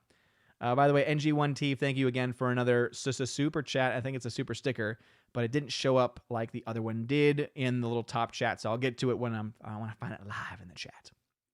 Anyway, Andrew Hoyle, who's a member, says, I watched Love and Monsters just before Christmas, was very good, and I was pleasantly surprised. I'm glad that you liked it, Andrew Hoyle. Yeah, it's a film I was also very surprised by, too. I looked at it, and I'm like, Love and Monsters? This sounds terrible. And then I saw the CGI, and I'm like, wait, $30 million to make this? This is impressive. So I enjoyed it. All right, jumping over to D-Live for a second. Philly the Hobbit says, my favorite old Western are Josie Wales and Pale Rider. Nice. Very cool. I want to say I have one or two of those movies because I have a giant Clint Eastwood collection with like 20 of his movies. And then I have also a giant 50 film Warner Brothers collection, which I also think might have a couple of Westerns in there too. Will Gentry then says on D-Live, I don't like Westerns, so you're not alone. As for Monster, been a long time since I saw it, but from memory, it was quite well written. So yeah, it's a film that, I don't have a desire to see because I'm not a big fan of Charlize Theron in general. But yeah, I'm glad that we can agree on the Western part. All right, now back over to my YouTube fam. Soul Assassin at 755 Tadden says, I think we're going to enter an era of low budget or indie films for Hollywood. All the Mega Million movies won't be around for a few years. That's an interesting thing, though, Soul Assassin. We actually have a lot of indie films still coming out every single year, but no one sees them. And this year was especially hard because there were no theaters to show these films in. I'm actually someone where I prefer indie films most years. Most years, some of my favorite films are the movies that no one talks about, that no one has seen, and are just good because at the end of the day, what is it? At the end of the day, it is a small budget film where they had to focus on trying to tell the best story they could, and in the most cases, they're able to pull it off pretty well. So, yeah, I definitely think that we'll see lower budget films, but my hope is that it'll be more like Love and Monsters, where they're able to take the money, do some really cool stuff with it, but also tell a fun story in the process, too. That's at least my hope. That is my hope. 8-Bit Snape Boy tagged and says, 100% agree about Hollywood elites. The best thing to happen in 2020 is the combination of the election and COVID, revealing just how racist, sexist, and hate-fueled those hypocrites are. Yeah, it's been really great to see, I think, the total hypocrisy and the exposure of these elitists in all different levels, whether it's the government, whether it is in Hollywood, and also within the film critics space as well. I think everyone's kind of shown their hand on this. I think TDS has really exposed a lot of people for their true intentions. All right, at 7:59, the animation commentator says, do you know if any Tolkien heirs are still around to protect Lord of the Rings? How is Amazon able to do anything with it? So to my understanding, there is still the Tolkien estate, and they have made it very, very, very difficult for anyone to do anything that flies in the face of the vision of Tolkien himself. However, it's not impossible. Case in point, the Hobbit movies. I love the Lord of the Rings films. I think Peter Jackson did a great job with the Lord of the Rings films. But then he did The Hobbit. And I know that one could say, well, the studio wanted more movies, so he did it anyway, and that's what impacted it. But there was so much more going on there because he was the guy. It was him. He was the one. Peter Jackson was the one that tried to push this disgusting high frame rate technology that looked terrible, and was the one that tried to push all of these crappy visual effects as well. So I honestly think that we can blame studios for a lot of things. I blame Peter Jackson for those movies not being as good. I mean, the fact that The Lord of the Rings, because they use so much live action, on set, on location shots, that means, guess what? It's going to age very well. We don't have that with The Hobbit. The Hobbit's almost entirely green screen CGI, just nasty. Just like with what Smeagol would say, right? Nasty. It's terrible. Smeagol. I can only do so many things there. But anyway, you know what I'm talking about. But just very artificial looking, and it is already not aged well. And that just came out, a handful of years ago at this point. So anyway, I look at that and I say, they're obviously not protecting it all that much. So they're there to protect it somewhat, but obviously not completely. 13th Warrior, who is a member at 8 o'clock, says, to Hollywood and the media, Fandom Menace equals he-man-girl, or other identifier haters club. You mean the he-man-woman haters club. That is the Little Rascals reference. 13th Warrior, how dare you? Pat S. says, I totally caught the die hard nod. I'm glad that you did.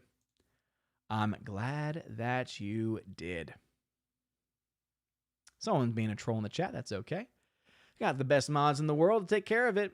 Rosie G12 is a member, says, even worse, the people who took over these franchises, I think, were never actual fans and just grabbed them for the platform to undo the past they perceive to be as un-PC. I think that's one component to it, Rosie. I think another is that they wanted to take a massive franchise that they knew would get the most eyes so that they could then put their agenda in front of them. I think it had more to do with them trying to hijack these franchises to perpetuate their nonsense than to erase the past of the franchises. If I had to guess, I think it had more to do with them pushing the agenda, trying to get the most people to watch it than anything else, personally. At least that's what I think. Oh, someone being an ass in the chat. Hamilton Berger at 804 Tad says, how do we distinguish between cases of clear studio interference, Justice League, and ones where it is simply an excuse for failure? Well, normally you'll have directors that'll speak out. They'll talk about it. They'll talk about their experiences. They'll disown or distance themselves from a franchise or from a movie. So that's one way that we can figure this stuff out. Also, sometimes I feel like you can just kind of tell. Right, there's some studios that are a lot more notorious for that kind of stuff. Warner Brothers obviously is one that has become more notorious for it. However, again, I will say this when it comes to Justice League, and I know that not everyone might not like that I say this, but even if Warner Brothers had not interfered with the Justice League, it still would have sucked. I'm just going to be honest with that. And also, too, remember that the reason why the studio had to interfere as much as it did was because he had to drop out of the movie. Because, unfortunately, the terrible tragedy in his life. And again, my heart goes out to him for that. I don't wish that on anyone. but I'm also not going to let that excuse the fact that he's just not a good storyteller. As I mentioned so many times on these streams, I can't think of a single film from Zack Snyder that I actually want to watch again, because the effects that he's done in films have already aged poorly, and the story has suffered because he focused so much more on visuals than anything else. I can't get behind that. So I'm hoping that the Snyder Cut's good. I'm hoping that it's better, and I assume that it will be, because the reason why Justice League sucked even more than the other DC franchise films was because it was partly Snyder, and then the studio got involved, and then they got Joss Whedon involved, and then they just cut it up. And very little of Zack Snyder was actually left, and most of it was Joss Whedon, and they had two very different visions. And that's also the reason why I think that Wonder Woman 84 suffered so much, was because Snyder had established a darker universe, a darker, more serious tone, and then Patty Jenkins decided to do both, to have some dark, serious elements and then some comedic 70s cheese, and it didn't work at all.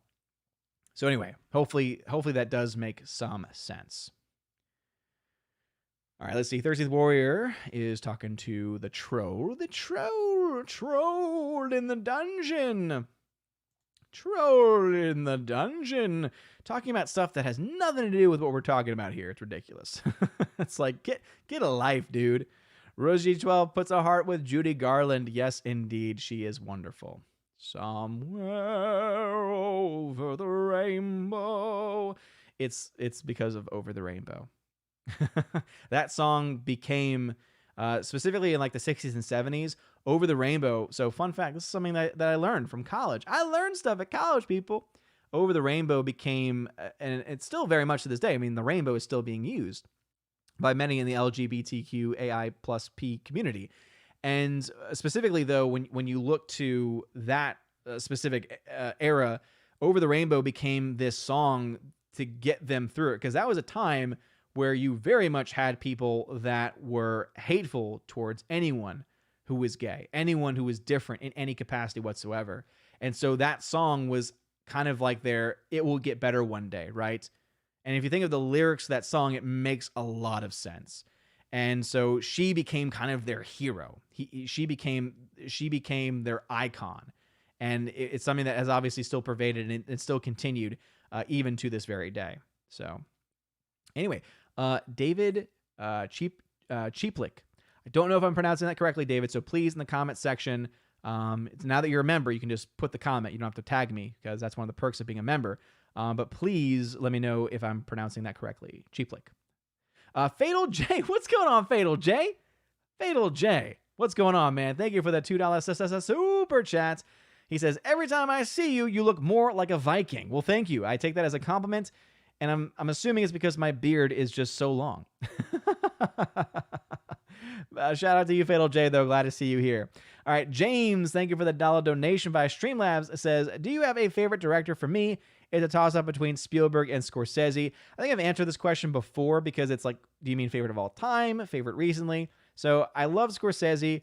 My favorite working director is Denis Villeneuve. My favorite of all time is probably Hitchcock. But there's a lot of really good directors out there. All right, we are getting close to time, though, so I do need to start skipping some comments. I apologize, but members only, probably from this point forward. Let's see, 811, 13th Warrior says, I remember going to the first Indiana Jones, really needing to go to the bathroom. I forgot all about it until the movie finished. Yeah, good movies can do that. Good movies can lead that to you. Rosie 12 says that Isa, who's been the kind of the troll in here, says he needs to see Yankee Doodle Dandy. I think he needs to learn about America. I think that's what he needs to learn. I think he needs to watch America. You know what I'm talking about. You know what movie I'm talking about. That one tone should have been enough for everybody.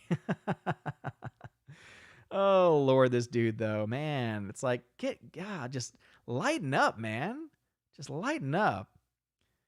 It's like, he's just being ridiculous. So I'm not going to read his deleted comments because I got other things to go to here. All right. So it looks like some comments may have been skipped. Maybe. I don't think so. I don't think there was enough time there. Anyway, Alexander over on DLive first says, you stand out of your chair, 6'5", and with amazing muscles. You want to call this guy a grifter? What? What? That didn't make any sense to me. Will Gendry then says, we're too focused on dazzling big budget films, so I hope this cinema crash takes us back to more story-driven films. I hope that it drives Hollywood to making more story-driven films, but I also hope that it forces us as consumers to actually seek out better movies too, because there are actually some really interesting films that came out this year. In fact, I was watching someone's top 10 list today, and I actually wrote a few down because I'm like, oh, this actually sounds interesting. There's a film that deals with like alien invasion, like back in like the 60s or 70s or something, called The Vast of Night. That looks pretty interesting. People on this channel have mentioned specifically The Sound of Metal on Amazon Prime, saying that was pretty good. So I wrote that one down too. And then a couple others too. One that actually I can't wait for is a Anthony Hopkins film called The Father. It deals specifically with someone going through Alzheimer's and having had my mama passed away from Alzheimer's. So it's a very personal subject to me. I'm very interested to see that film because I think it's something that needs more attention brought to it. And apparently the way that The Father is filmed is that literally the characters will change because the film is shot as someone, or rather the film is shot from the perspective of Hopkins, and it's therefore shot from the perspective of someone that has Alzheimer's. So it's meant to help the audience understand what it's like to have it. And I think that's a brilliant concept, and I think it's something that a lot of people need to see, so that way we have more of an understanding of what it's like for someone to go through this, and hopefully that leads to us being more driven to try and find a cure, right? Trying to find that, because it's something that's so devastating, and it's awful. Pat S., who's a member, says, have you seen the best World War II movie ever, Lawrence of Arabia? I've actually never seen it, but don't worry, I do own it, and I do plan to watch it at some point. Orange At Reviews says, and I'm curious as to your thoughts on Kristen Wiig's acting post-Wish, but pre-Cheetah transformation. I honestly was surprised with her performance, especially her dialogue in the White House. Acting post-Wish? I don't know what that is. Rosie G12 says, very polite. I had to keep my fingers off that keyboard. Elizabeth Lyons, thank you very much for becoming a member on the channel. I appreciate that. 2 new members tonight. Thank y'all. Appreciate it. Let's see. Hardwick is a member. The music when Wonder Woman flies right before the end credits is heavily derivative of Zimmer's Backdraft theme. Zimmer has always borrowed a lot from himself, albeit not as much as James Horner. Yeah, so, I mean, that might be true. I don't tend to follow composers nearly as much, but when someone like Robert Meyer Burnett finds borrowing from other films, like when it becomes obvious, I think that's a problem. Someone said I have poor taste in westerns. I'm sorry. I am sorry. Alrighty, let's see. Once Upon a Time Films. Hamilton Burger says, I think I would like it. Maybe. Rosie 12. Watchmen was good by Snyder, and I know you disagree. Yeah, it's a film where I watched at the time and immediately thought, because I remember I was trying to prep for that movie because I used to hang out with people who were huge comic fans, like the kind of people that every month would go to the comic shop and to pick up all of all the issues that they wanted to be held for them and everything like that. So that's the group I hung out with. That's where I learned a lot of my comic knowledge. Also, of course, shows like Batman the Animated Series. But I think that when it comes down to it, they were the ones that motivated me to read the graphic novel. And when I saw the movie, I was very much let down because I was like, oh, that's especially the way they changed the ending. I was very much bothered by, but I didn't hate it. I honestly think that over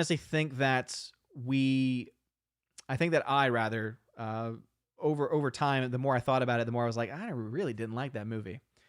Anyway, Tina says, this person has accused you of something that I would never say. Okay, gotcha. 13th Warrior at 817. I'm still dealing with the fallout of my parents refusing to indulge my ever delusional whim as a child. Let us see here. CW34, which movie did you like better, Soul or 184? I'm glad you mentioned that's the reason why I read that one, since you're not a member, but I wanted to talk about that. Soul, guys, I thought was fantastic. It is probably one of the best animated films to come out this year, which is not saying a whole lot, I guess you could say, but it was very fun. It was much better than I thought it was going to be. JKD Buck 76, yeah, the chat does not revolve around you. Like literally, because you were put in timeout or blocked altogether. I don't know what they decided to do. The fact that I'm seeing your message so many times shows you like you're just being an ass, man. Like that's not cool. Rosie12 says, "Odin, you should watch The Man Who Shot Liberty Valance." I've never seen it. I have never seen that one. Orange Hat says, "Odin, if you haven't seen John Wayne's McClintock, we can't be friends." Just kidding. That's my favorite Western for the record. I've never seen it. I'm sorry. Thursday the Warrior says, "Yes, Outlaw Josie Wales is fantastic. I've never seen it, so I can't say that." Lord, oh Lord, oh Lord. Man, oh man, oh man. Oh, I love when people say that. People are gonna go back and they're gonna read and then they're gonna know the truth. Anyone who says that is an idiot. I've had so many people that I've had to deal with where they've said, "I have the receipts. I have the receipts." It's like, shut up. JKD Buck, yeah, seriously. He was timed out and hidden. So bye-bye, good bye-bye, Issa. Bye-bye. And then Fatal J comes in and he's just dropping everything in all caps. Everything is all caps. He's like, "The Hobbit was trash." Yeah, he could have done The Hobbit in 2 movies. I think that he probably could have done it in 1 film, but 2 at most. 2 max. JKD Buck, much love absolutely to the Valks. Tina and Steph are fantastic. Rosie G12 says, "Since Christopher Tolkien died, the Tolkien estate has loosened the reins and we should all be afraid." That's a good point. Yeah, that's something I was not as aware of. Pat S. says, "By the way, Odin, spoil it for us. In Love and Monsters, did the boy get the monster in the end? Was it true love?" Yes. Him and a giant crab fall madly in love with each other. So, only 1 downvote. That's impressive. JKD Buck 76 says, "Wonder Woman 84. Why 84? That's a great question. They don't even use 80s music. They have all this Warner Brothers collection of 80s music that they could have used, and they didn't use it." Hardwick is a member. "You might like Sam Raimi's The Quick and the Dead. It's a very unique Western. It's very stylized with horror influences and tongue-in-cheek humor. It's very Raimi movie." Okay. I do like Sam Raimi films typically, other than Spider-Man 3. Sherry Allen says, "That was a great Gollum impression." It was not. It was terrible. It was terrible, and I know it. Purple Rain. JKD Buck 76 says, "Oh man, oh man, oh man." Big Dog, what's going on? Orange Hat, who's a member, says, "Over the Rainbow was best performed by Kamakawa Ole."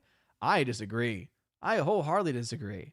No one can sing it better than Judy Garland, especially later in life, because it just got such a deeper meaning. Let's see. David Shiplik says, "Thanks, y'all. It's all good. You were pretty spot on. Slavic name." Ah, very cool. Sherry Allen says, "That's what the rulers did, push their agenda to keep up to date with what's going on in the world by using plays and other entertainment venues in the ancient times." Interesting. All right. Chat's going to jump on me. So now it's definitely going to be the members only comments, unless they're tagging someone else.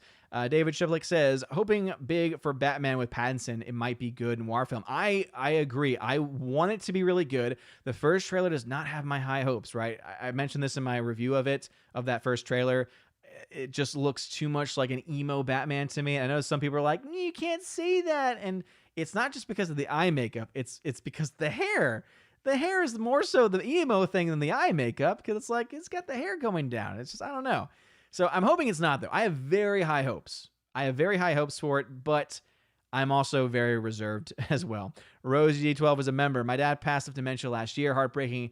Doubt I will be able to watch that movie." Yeah, seriously, I understand that completely. And I'm very sorry to hear that, Rosie G12. So prayers to you and your family, because that's never easy. I mean, even just losing my grandmother to something like that, it's just very, very difficult. And some of the last memories I have of her are not being able to really speak, mumbling. It's atrocious. And that's why I'm hoping and praying that we can find so many innovations, especially with adult stem cell research.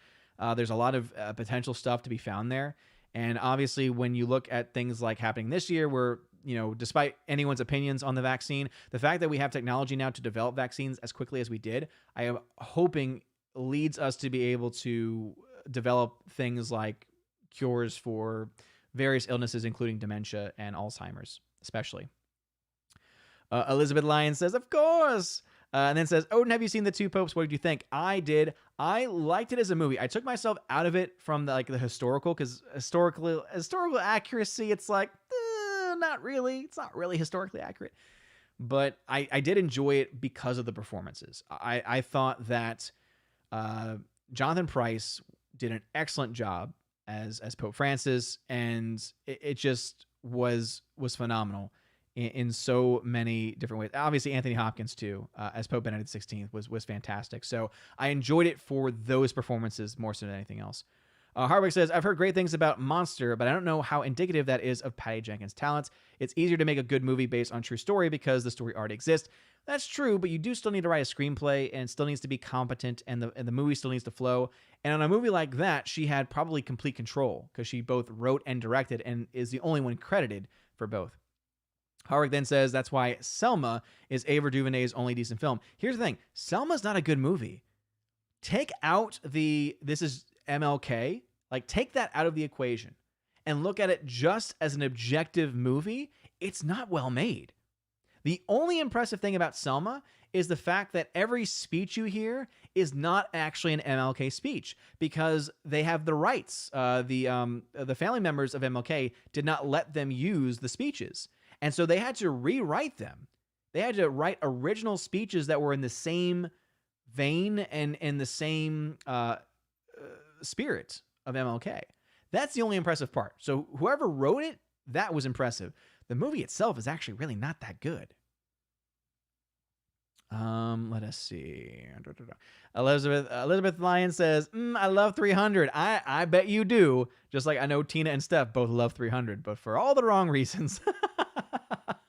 Eric K, just a drive-by hello. I need to start my dinner for everyone. Oh, I hope that you enjoy your dinner, Eric K. Thanks for being here. Tim Elf, how's it going? Glad to see you here as well. Let us see. Hardwick says, Ellen Page played Kitty Pryde in both X3 and X-Men Days of Future Past. She is the one who sent Wolverine's mind into the past and the latter. Well, I knew she was in that one. So she was only in X-Men 3, not X2. So yes, the only good film that I can think of that she was in at this point then would be X-Men Days of Future Past, because X3 is not good. Dark Shadow Logan, what's going on? Eric K is a member. I have a receipt as well. I went to Costco today, and they mark it as you leave. Oh, yes. Yes. Elizabeth Lyon says, I know the truth, and the truth shall set you free is what I would add to that. Let's see. All right, again, this is members only at the very end. 13th Warrior at 837. When the legend becomes fact, print the legend. The man who shot Liberty Valance. Hey, that's a pretty good line.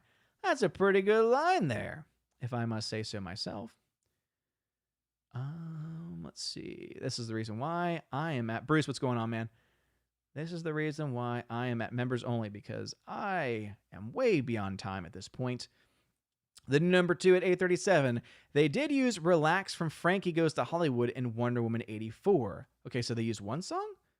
Hardwick. I think Jane Monheit did a great job of singing Over the Rainbow for Sky Captain of the World Tomorrow. I've actually never seen that movie. I've actually never seen it. I'm not saying that no one's done it. I'm not saying anyone's not done it well. I'm just saying that Judy Garland's the one that made that song. Orange Hat says, Odin became a hero in Hawaii simply by singing it so well. You will hear it in Finding Forrester if you haven't heard it yet. Orange Hat, I'm going to watch it. I promise you. I was actually thinking about it today. I was like, I need to watch this film for Orange Hat. And so now that I've finally watched the movies that have been sent to me recently, I have more options going forward. Rosie G12 says, thanks, Odin, and prayers to you and your family for your grandma, and prayers for research. Absolutely, prayers for research. No question about it. That's where I think we need to put more so than anything else, is so that way people in the future don't have to go through that, because it's awful. It's terrible. Someone said the song Glory is pretty good. Yeah, I mean, the song might be okay, but when it comes to songs written for films, I just hate the fact that they have a best song at the Oscars. That's all I'm reminded of. It's just like, no. Alex says, watching Return of the King Extended. Nice, dude. Yeah, so I still need to get my hands on that 4K extended editions. So there was one steelbook that became available. I bought it, and then all of a sudden Best Buy said, sorry, we made a mistake. And so it was like, we don't have it. And then all of a sudden, like 2 days later, they said, now it's delayed, so they might have it. And so if that does come through, I will have myself the extended editions on the 4K Steelbook. If not, then I might have to find a way to get my hands on a copy. 13th Warrior says, I highly recommend visiting the National Center for Civil and Human Rights in Atlanta. Fantastic experience. Okay, good to know. Not too far away from Atlanta. Rosie G12 says, Liberty Valance has John Wayne and Jimmy Stewart. I love me some Jimmy Stewart. Speaking of that, I had to watch, every year I have to watch It's a Wonderful Life, and so I watched it with the wife this year. Great. Elizabeth Lyon says, there's no wrong reason to love 300. Let's see. Resi 12 says Notorious first. So many films. Hardwick. The bonus feature for Sky Captain and The World Tomorrow are as interesting as the movie itself. The story of how it got made is fascinating. It started out as a no-budget indie movie. Interesting. I think they had a pretty good amount of money in that. And then Pat S says, what New Year's Eve plans? No plans yet, because with baby Thor, it'll probably just be spending time with him and the family. Alexander says, you said you want to call this guy a grifter when you're talking about the Fandom Menace. That was said a long time ago, though. That was a very oddly timed thing to say. Elizabeth Lyon says, Grace Kelly was flawless. In what? Anyway, I'm assuming in Sky Captain. I've never seen Sky Captain. I don't have it. Rosie 12 says, Notorious has Cary Grant, Ingrid Bergman, and Claude Rains. That's so great. Rosie G12, I love that cast. That's a great cast. I need to watch it. Anyway, that is going to be it for me tonight. I am way over time compared to what I normally am. So hopefully, please, if you know anything about microphones or about audio, let me know how the sound was tonight, because I am, again, playing around with settings, and I haven't decided yet completely what I want the overall settings to be. But I do have some settings on here with like a noise gate and compressor, and one called the Big Bottom, which I just like and love and laugh at every single time I say it out loud. So let me know, especially in comparison to other streams, let me know how the audio was in comparison. Tina says, I said this earlier, chat jumped. Ida Lupina. Lupina was a famous director and actress. Leni Riefenstahl was a German actress and director who did Hitler's Triumph of the Will. Oh, Lord. Rosie 12 says, great stream, Odin. Great job, mods. Absolutely. Hail to the mods. New number 2. Happy New Year, Odin. Yeah, absolutely. This is going to be the last stream of the year 2020. So thank you all very much for being here. Shout out to the DLAF fam. Shout out to YouTube fam. It has been a blast. 2020 has been a fantastic year as far as Asgard is concerned, even though it's been a crap everywhere else. So thank you all so very much for supporting this year. Cannot wait to see what we have coming over in 2021. As Will Gentry says, you and your obsession with big bottoms, you need to repent your sins. Oh, you. And it's been so much fun. So huge shout out to the Valks. Again, huge shout out to the Valks. Seriously, like, they are seriously breathtaking and amazing people. So it's been a great year once again with them, and we will see you all in the new year, because our first stream in the new year will be this Saturday. The Saturday stream is back, everybody. Saturday stream is back. So I hope everyone has a very happy and blessed New Year celebration. Please be safe, please be smart, and spend time with some family. Despite what any of your governors or mayors might say, spending time with loved ones, spending time with family is so incredibly important right now, and we need that so much more than anything else. Screw the lockdowns. They do not work. That's all I'll say about that. You guys are all amazing and beautiful people. I need to give one last shout out to Ali C83, who just became a member on Patreon and is not mentioned in the Patreon video at the end. So I just wanted to shout them out real quick. You guys are all amazing and beautiful people. I hope you all have a wonderful night, a wonderful and happy new year. And as always, God bless.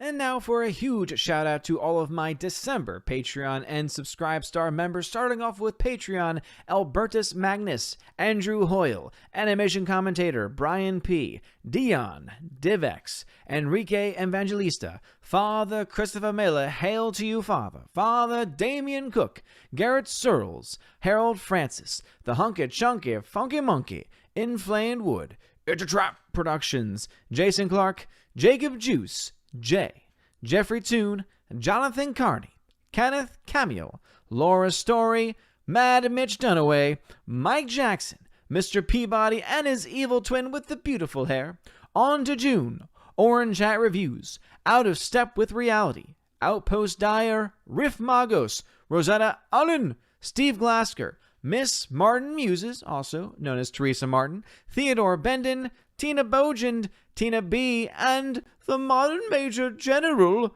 Laura Story. Gotta give you that shout out for that one time that you were doubled up. Thank you very much for being my Patreon members. And now a huge shout out to all of my December Subscribe Star members we have over there with Stand For, Perpetual Punster, Robert Revo, Mr. Roy, Glinzer, Darkstar 57, J. Alex McCarthy Jr., US 888209 Fast, Dean Heiss, J-Rod the Beer Guru, Nevadan G. Adams, and ZK Man. Thank you all so much for being my Patreon and Subscribe Star members. If you want your name shouted out at the end of every video and live stream on the main channel, please consider joining over on those platforms. You can also get access to things like exclusive giveaways of 4Ks, Blu-rays. If you want a DVD, I guess you could also get a DVD as well, digital codes, and of course, you get to possibly join me on the channel once a month for the Chosen of Valhalla live stream and access to an exclusive podcast featuring John the Flick Pick Flickinger, where we have a lot of fun talking about movies and tons of other random things. Anyway, if you want to support these things, check out the links in the description of this video. And also, please consider joining my other channel, the OMB Report, where I talk about not just movies like I do over here, but I focus more so on politics, news, and culture in that order. You guys are all amazing. Thank you for your love and support. Have a wonderful day. And as always, God bless. And before the stream officially ends, because I forgot, a huge shout out to my the Army of Asgard and Keeper of the Bifrost level members on YouTube. This is a part of your perks as you get shouted out at the end of every live stream. So Ali C83, Rosie G12, Andrew Hoyle, Eric K, Orange Hat Reviews, Adam Avery, the Bosco 2000, Twirly Wolf, Jay Stowe, and Aiden Vickery. God bless everyone and have a wonderful evening.